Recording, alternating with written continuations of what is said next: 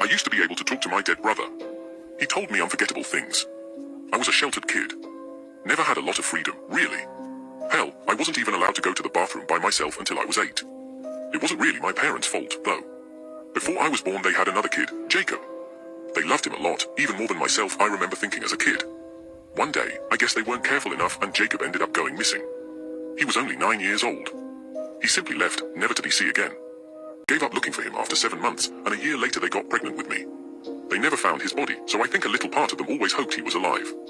I never met him, but I remember ever since I was little I had felt this weird connection to him. My parents used to tell me I'd scare the hell out of them when I was younger because I kept on talking to this one corner in the closet. Whenever they'd ask me who I was talking to, I would just say Big Brother. Keep in mind, I was younger than 3 when this had happened. They hadn't told me about him, and there's no way I could have known otherwise. I do remember he was a part of my life. Maybe it was some subconscious trauma response to having overprotective parents, but I could have sworn he was always there, hovering over me. The first time I remember him talking to me, I was around 5. I was coloring some picture in the playroom, and Jacob was talking to me. "What are you drawing?" He asked me. He tugged on my braids. I remember he did that a lot. "It's a forest with fairies and a rainbow and a baby deer," I said proudly, holding it up to him. He scoffed. "That don't even look like a real forest. To draw nature, you got to be in nature. Here, come with me." He took my wrist in his cold, icy hand and practically dragged me outside. He handed me a little shovel I used to help Mom in the garden. "Dig right there," he told me, and I obliged. I found the usual, bugs, rocks, roots. But I also dug up something else, and Jacob smiled as I pulled it out of the ground. It was a backpack. I think it used to be red. It felt heavy and there was definitely something in it, but the zipper was so rusted I couldn't get it open. "That's all right." Jacob shrugged. "We'll get it later." "Lily." I heard my mother's panicked voice call. "Lily?" She saw me outside, and Jacob quickly took the bag from me and pushed me away. "Oh my goodness, don't run off like that alone." I wasn't alone. I protested, looking back to see nothing. Jacob has disappeared. My mom dragged me back inside by the collar of my dress and put me in my room. "Do not leave here. You mustn't go outside like that. Stay safe." I never really liked my bedroom. Something about it was just off, even to me as a little kid. I never felt entirely alone, and there was a certain amount of bad energy that I could just feel. I especially hated the closet. Whenever I would change clothes, I'd shut my eyes, fish around until I found something. I didn't care if it was ugly, I just wanted to get out of the closet as soon as I could. All of the energy that was in the room felt like it was smothering me in there. Suddenly, Jacob appeared behind me. I jumped. He looked where I had been staring, right at the closet. "You're scared of that thing, huh, little sis?" he asked, and I nodded shakily. He glanced at me, then back at the closet. "Sometimes, you need to face your fears." He very slowly paced towards the closet, then opened it in one swift movement. He motioned for me to come over.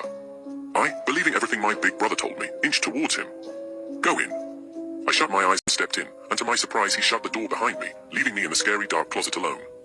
I cried for him, but he didn't respond. I curled into a little ball and cried into my knees. The feeling of dread was overpowering me. I felt so alone. It was too quiet. Not a good, peaceful quiet. The kind of quiet that you can feel in your bones. Like there was someone else in the closet with me, watching me. To comfort myself, I tapped on the closet walls. One section, I had noticed, sounded different than every other part of the wall, like it was hollow. I never liked the corner of the closet. It was the scariest part. Eventually, my mom called me down for dinner, and I worked up the courage to get up and open the door. Jacob wasn't there. Nobody was. That night, my parents told me to not speak about Jacob ever again. That stopped me for a while. I honestly don't remember a lot up until I was 8. I don't know if this was the first time I had spoken to him since the closet incident, but it's the most significant. This time, he took me to Dad's work computer and showed me all the fun games to play. But after a while he told me to stop playing the silly games and start Googling things. Being a sheltered kid, I didn't even know what Google was. He told me to Google Jacob Holden. "That's you," I remember saying. I clicked on the first article I found. Jacob Holden, age 9, went missing from his Colorado home on March 12, 2003. He leaves without a trace, the only thing missing from his room being his school backpack. Authorities have tried to reach out to his parents, Jennifer and Carl Holden, to no avail. He was not seen leaving the house and was not seen by anybody after he left school. "School backpack?" I said. "Like the one we found together?" Without a word, he handed me the old rusted-off backpack. He then handed me a pair of scissors. "Cut it open, Lily. Please." I obliged, and inside in the backpack I had found years ago was everything. Jacob Holden, passport. Jacob Holden, birth certificate. Anything that could have identified him was in that bag. But why was it buried in our backyard? I began thinking about everything. Mom and Dad almost never let me outside alone. The backpack was buried outside with everything in it. Mom and Dad apparently never talked to the police, even though they had told me they searched for months. Jacob was never seen leaving the house. The hollow wall in my closet. I guess Jacob had realized I had known what was up because he presented me with something. A large sledgehammer. Go to your closet, Lily.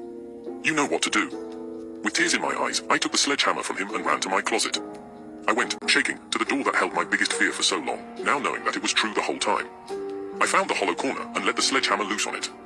Something they don't tell you about dead bodies is, if they're trapped in an airtight space, such as a wall, they don't really decompose. They more just dry up, like meat in a dry aging fridge. Jacob's official cause of death was starvation. He was still alive when they put him in there. I didn't ever see Mom and Dad after that. Police took me to live with my aunt. I never saw Jacob, either. I missed him. The last time I saw him, I was in the back of a police car, being taken to a foster home until I could find a relative who would take me in. I looked back at my house, my window, to see Jacob. He was staring at me, blankly. He waved goodbye at me, and I gave him a smile. Maybe he could never leave that place, but he sure made sure I could. He was one hell of a big brother, after all.